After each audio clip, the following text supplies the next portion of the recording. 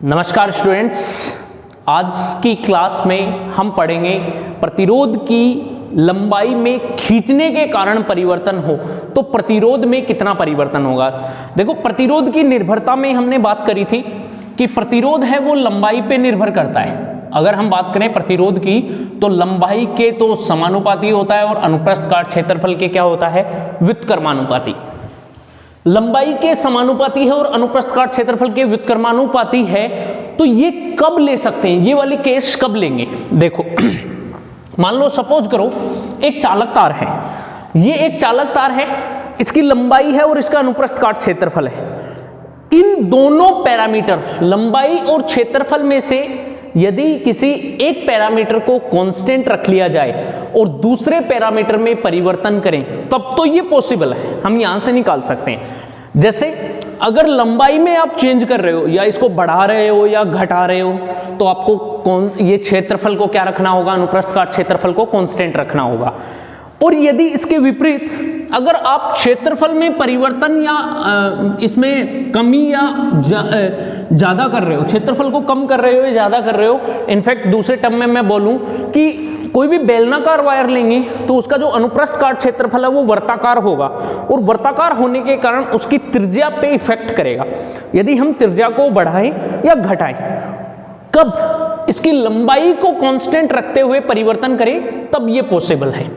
लेकिन यदि हम किसी वायर को खींचते हैं, जैसे ये एक वायर दे रखा है हमें चालक तार, इस चालक तार को अगर हम खींचेंगे और खींचकर इसकी लंबाई में वृद्धि करेंगे तो लंबाई में तो वृद्धि हो जाएगी लेकिन इसका अनुप्रस्थ काट क्षेत्रफल घट जाएगा। क्यों? क्योंकि इस वायर को, लंबे वायर को अगर खींचेंगे तो वो वायर पतला हो जाता है, लंबाई तो बढ़ जाती है लेकिन वायर पतला हो जाता है तो अनुप्रस्थ काट क्षेत्रफल कम हो जाता है, घट जाता है। अर्थात हम कह सकते हैं कि इन दोनों ही पैरामीटर में एक साथ परिवर्तन होता है, जो कि एक साथ परिवर्तन इस फॉर्मूले से हम नहीं देख सकते, क्योंकि इससे अगर दोनों में परिवर्तन एक साथ होगा तो एक में कमी आएगी और एक बढ़ेगा तो प्रतिरोध पे हम दोनों में क्या हो जाएंगे कि दोनों में मिक्सअप हो जाएगा, तो हम एग्जैक्ट प्रतिरोध में परिवर्तन नहीं देख सकते।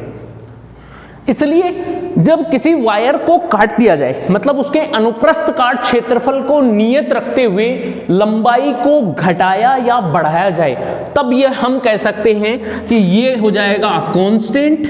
तो प्रतिरोध होगा वो किसके समानुपाती होगा, लंबाई के। अर्थात लंबाई को बढ़ाने पर प्रतिरोध बढ़ेगा और लंबाई को घटाने पर प्रतिरोध क्या हो जाएगा, घट जाएगा। कब होगा ये वाली केस, जब अनुप्रस्थ काट क्षेत्रफल नियत हो। जैसे एक एग्जांपल लेके बताता हूं मैं आपको। जैसे मेरे पास ये दो मार्कर है, दोनों का अनुप्रस्थ काट क्षेत्रफल समान मानते हैं, माना कि दोनों का अनुप्रस्थ काट क्षेत्रफल समान है। अब मैं दोनों को ऐसे जोड़ देता हूं, फेविक्विक से जोड़ दिया या किसी से भी जोड़ दिया और मैंने वायर की लंबाई बढ़ा दी। लंबाई में क्या किए मैंने, वृद्धि। कितनी, मतलब दुगनी कर दी। पहले इसकी लंबाई L थी, अब L लंबाई और जोड़ दी तो टोटल हो गई 2L और लंबाई बढ़ गई कितनी, इसकी दुगनी। तो लंबाई में दुगनी वृद्धि करने पर प्रतिरोध भी कितना हो गया, दुगुना, क्योंकि लंबाई के प्रतिरोध क्या है, समानुपाती। बशर्ते अनुप्रस्थ काट क्षेत्रफल को क्या रखना है, कांस्टेंट। तो ये सिंपली हम समझ सकते हैं। फिर दूसरी बात कि यदि हम इस वायर की लंबाई को कांस्टेंट रखें और अनुप्रस्थ काट क्षेत्रफल को चेंज करें तो देखो कैसे होगा। मान लो सपोज करो लंबाई को कांस्टेंट रखते हैं, R समानुपाती है L/A, इसको रख लो कांस्टेंट। कांस्टेंट रखेंगे तो प्रतिरोध होगा वो अनुप्रस्थ काट क्षेत्रफल के क्या होगा, व्युत्क्रमानुपाती। तो कहने का मतलब क्या है, यदि हम क्षेत्रफल को बढ़ाएंगे तो प्रतिरोध घटेगा और क्षेत्रफल को घटाएंगे तो प्रतिरोध बढ़ेगा। ठीक है।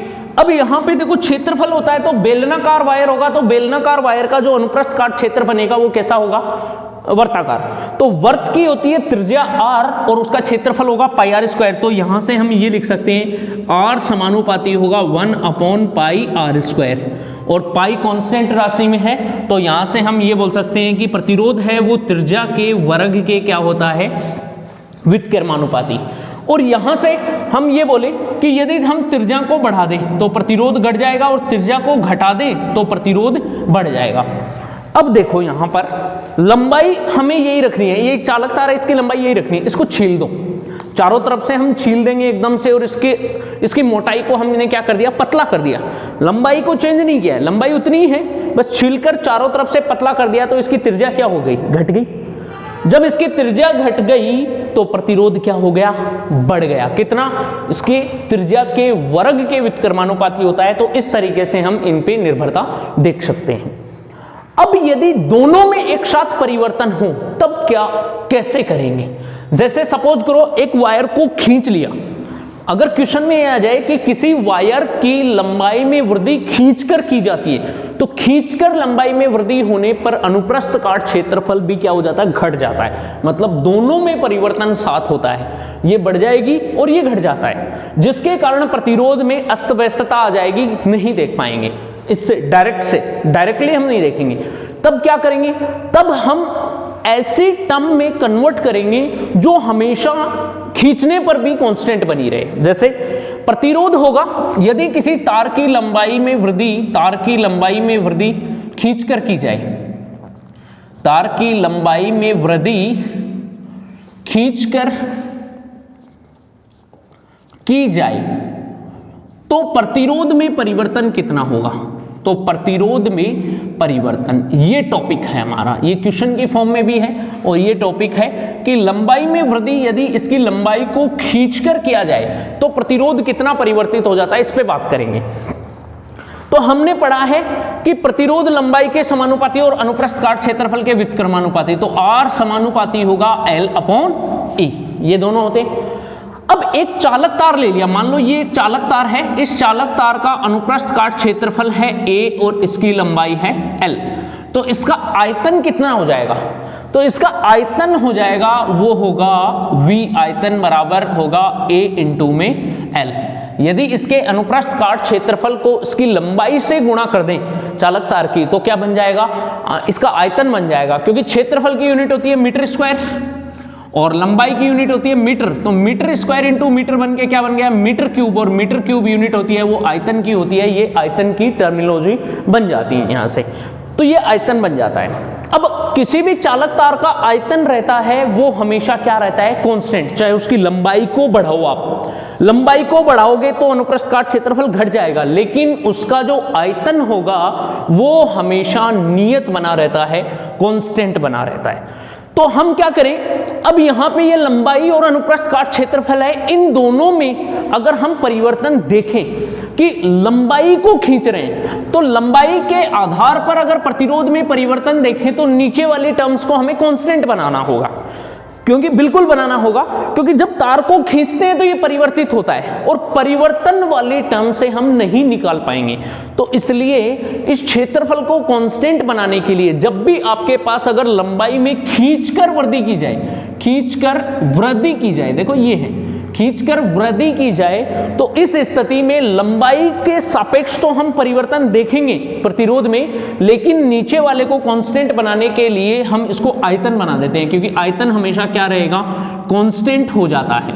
और इसको कांस्टेंट बनाने के लिए इस क्षेत्रफल को किससे गुणा करें कि यह आयतन बन जाए। तो इसके लिए हम क्या करेंगे, इस समीकरण को ऊपर भी हम लंबाई से गुणा कर देते हैं और नीचे भी लंबाई से गुणा कर देते हैं। दो ऊपर और नीचे लंबाई से गुणा करेंगे तो कोई भी फर्क नहीं पड़ेगा। तो क्या करते हैं, ये देखो यहां से R समानुपाती है L/A, इसको L से गुणा कर दो और नीचे भी L से गुणा कर दो, क्योंकि L से L कैंसिल हो जाएगा और कैंसिल होने पे वही टर्म बनेगी। तो यहां पर देखो L इंटू L कितना हो गया, L स्क्वायर, और A इंटू L को हम क्या लिख सकते हैं, V। तो ये हो जाएगा R समानुपाती होगा L स्क्वायर अपॉन में V, बन गया। इस टर्म में बना सकते हैं। अब यहां पर देखो लंबाई को आप खींचकर बढ़ाओ, लेकिन नीचे वाली टर्म पर कोई भी इफेक्ट नहीं आएगा, क्योंकि इसका आयतन क्या हो गया, कांस्टेंट। तो इस स्थिति में ये आयतन बन जाएगा और ये हो जाएगा कांस्टेंट, नियत हो जाता है। और आयतन जब नियत हो जाता है तो प्रतिरोध है वो लंबाई के वर्ग के क्या होता है, समानुपाती। तो यहां से एक स्टेटमेंट मिलता है हमें कि यदि किसी चालक तार की लंबाई में खींचकर वृद्धि की जाती है तो उस स्थिति में प्रतिरोध है वो लंबाई के वर्ग के समानुपाती होता है। और सिंपल देखें, यदि प्रतिरोध की लंबाई में वृद्धि की जाए, खींचकर नहीं, अगर खींचकर शब्द आ गया स्ट्रेचिंग, तब तो लंबाई के स्क्वायर के समानुपाती होगा, और सिंपल वृद्धि की जाए तब लंबाई के क्या हो जाता है, समानुपाती। तो यहां पे इस वर्डिंग पे ध्यान देना है आपको, बहुत इंपॉर्टेंट क्वेश्चन बनते हैं यहां से। यदि आप खींचकर वृद्धि कर रहे हो तो लंबाई के वर्ग के क्या करना होगा, समानुपाती करना ही होगा, क्योंकि खींचने पर दोनों में परिवर्तन होता है। तो एक के परिवर्तन को हमें क्या बनाना होगा, कांस्टेंट बनाना होगा, तभी हम किसी एक के परिवर्तन को देख सकते हैं। या तो क्षेत्रफल को कांस्टेंट करो या लंबाई को कांस्टेंट करो। तो यहां पर हम लंबाई का परिवर्तन देखेंगे, लंबाई के कारण परिवर्तन देखेंगे, तो हमें क्षेत्रफल को कांस्टेंट बनाना है, इसलिए इसको आयतन बनाकर नियत कर दो, क्योंकि चालक तार का आयतन हमेशा नियत रहता है। तो जब खींचकर वृद्धि करेंगे तो प्रतिरोध किसके समानुपाती होता है, लंबाई के वर्ग के समानुपाती होता है। इस तरीके से हम परिवर्तन निकालेंगे।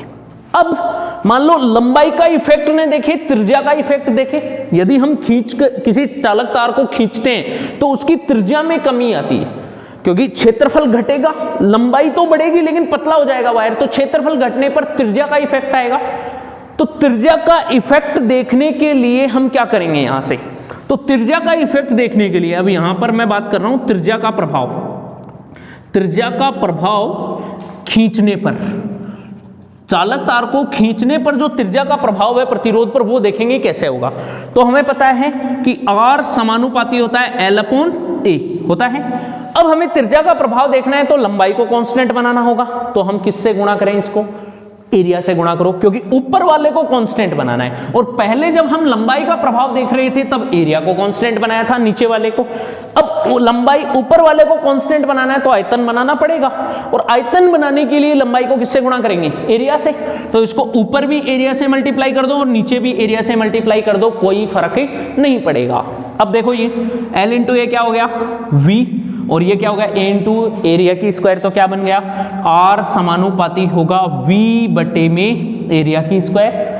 आयतन हो जाएगा कांस्टेंट, तो यहां से हम कह सकते हैं प्रतिरोध है वो क्षेत्रफल के वर्ग के क्या होता है, व्युत्क्रमानुपाती होता है। अब क्षेत्रफल को यहां से लिखेंगे तो क्या बनेगा, R समानुपाती होगा 1/πr² की स्क्वायर। पाई की स्क्वायर तो कांस्टेंट आ जाएगी, और त्रिज्या की स्क्वायर कितनी हो जाएगी, त्रिज्या की पावर 4। तो हम ये कह सकते हैं कि प्रतिरोध है वो त्रिज्या की घात 4 के वर्ग के क्या हो, 4 त्रिज्या की घात 4 के व्युत्क्रमानुपाती होता है। तो इस तरीके से त्रिज्या का प्रभाव भी हम प्रतिरोध के त्रिज्या का प्रभाव प्रतिरोध पर देख सकते हैं खींचने के कारण। जब किसी चालक तार को खींचते हैं तो त्रिज्या में जो कमी होती है, तो कमी का प्रभाव है वो प्रतिरोध पर इस तरीके से देखा जा सकता है। तो ये कॉन्सेप्ट लागू होता है चालक तार को खींचने पर किस तरीके से परिवर्तन आते हैं। अब इससे रिलेटेड हम न्यूमेरिकल्स देखते हैं कि कैसे हम सोल्व करेंगे। अब हम एक न्यूमेरिकल देखते हैं, यदि लंबाई को खींचकर वृद्धि की जाए। क्वेश्चन ये है कि एक चालक तार की लंबाई इसको खींचकर दुगुनी कर दी जाए। कितनी कर दें, दुगुनी कर दे, तो इस स्थिति में करें तो प्रतिरोध में परिवर्तन कितना होगा। अब देखो सिंपली दुगुनी करें, खींचकर वर्ड यहां पे हट जाए और सिंपल दुगुनी करें तो प्रतिरोध भी कितना हो जाएगा, दुगुना हो जाएगा, फैक्ट है। लेकिन यदि हम खींचकर दुगुनी करें तो इस स्थिति में प्रतिरोध क्या होगा, क्योंकि जब भी हम सॉल्यूशन करेंगे तो हमें पता है कि खींचकर वृद्धि करने पर इस स्थिति में जो प्रतिरोध होता है वो किसके समानुपाती होता है, लंबाई के स्क्वायर के समानुपाती होता है। तो ये इस तरीके से ये कॉन्सेप्ट है। मान लेते हैं कि एक चालक तार है जिसकी प्रारंभिक लंबाई कितनी है, L, कि इसकी प्रारंभिक लंबाई है L। चालक तार की जो प्रारंभिक लंबाई है वो कितनी मान ली हमने, L। तो इसका प्रारंभिक प्रतिरोध कितना हो जाएगा, तो R समानुपाती होगा L², समीकरण नंबर 1। क्लियर। अब मान लो इसकी लंबाई को खींचकर दुगुना कर दिया। लंबाई क्या कर दी जाए, लंबाई दुगुनी कर दी जाए, दुगुनी कर दें, खींचकर कर देंगे तो नई लंबाई जो L' होगी वो कितनी हो गई, 2L। प्रारंभिक लंबाई की कितनी है, प्रारंभिक लंबाई जब हमने L मानी है तो अब L डैश है वो कितनी होगी, दुगनी 2L। तो नया प्रतिरोध कितना होगा, अतः नया प्रतिरोध अतः R डैश बराबर समानुपाती होगा L डैश के स्क्वायर, क्योंकि नया प्रतिरोध नई लंबाई के वर्ग के समानुपाती होगा। जब पहला प्रतिरोध प्रारंभिक लंबाई के समानुपाती है तो नई लंबाई है L डैश, तो उसका प्रतिरोध R डैश भी इसके वर्ग के समानुपाती। तो यहां से करेंगे L डैश की वैल्यू ये रख दें तो R डैश समानुपाती क्या हो जाएगा, 2L की स्क्वायर। तो कितना होगा, R डैश समानुपाती होगा 4L स्क्वायर। इसको मान लेंगे समीकरण नंबर 2। अब समीकरण 2 में समीकरण 1 का भाग देंगे। समीकरण 2 भाग 1 से यहां पे करते हैं, समीकरण 2 भाग 1 से 2 में 1 का भाग दें तो क्या होगा, R डैश बराबर होगा 4L स्क्वायर बट्टे में R बट्टे में L स्क्वायर। अब आप ये सोच रहे होंगे कि बराबर क्यों लगाया, तो ध्यान देना, जब मान लो सपोज करो समानुपाती को हटाएंगे तो यहां से कांस्टेंट आता है, तो R बराबर K इंटू L स्क्वायर, ये कांस्टेंट आया, तो यहां पर भी तो कांस्टेंट आएगा, तो R डैश बराबर हो जाएगा K इंटू 4L स्क्वायर। तो K से K क्या हो जाएगा, कट जाएगा, तो बात तो वही आती है ना। तो ये चीजें थोड़ी सी ये अपने आप में थोड़ा सा देखना, इसको कंसिडर करना कि किस तरीके से हम समानुपाती को अगर अनुपातों में लें तो कट जाएगा। L स्क्वायर से L स्क्वायर काट देते हैं और R इधर जाएगा, तो नया प्रतिरोध कितना हो जाएगा, R डैश बराबर होगा 4R। अब नया प्रतिरोध कितना हुआ, 4R। प्रारंभिक प्रतिरोध कितना था, R। पहले एक तार का प्रतिरोध R था और बाद में प्रतिरोध लंबाई बढ़ाने पर कितना हो गया, 4R, 4 गुना। तो प्रतिरोध में परिवर्तन कितना हुआ, तो प्रतिरोध में परिवर्तन, प्रतिरोध में अगर परिवर्तन की बात करें तो परिवर्तन होगा डेल्टा R बराबर R डैश माइनस R। अंतिम प्रतिरोध माइनस प्रारंभिक प्रतिरोध, और अंतिम प्रतिरोध है 4R माइनस में R बराबर कितना होगा, 3R। तो प्रतिरोध में परिवर्तन आया है कितना, 3R।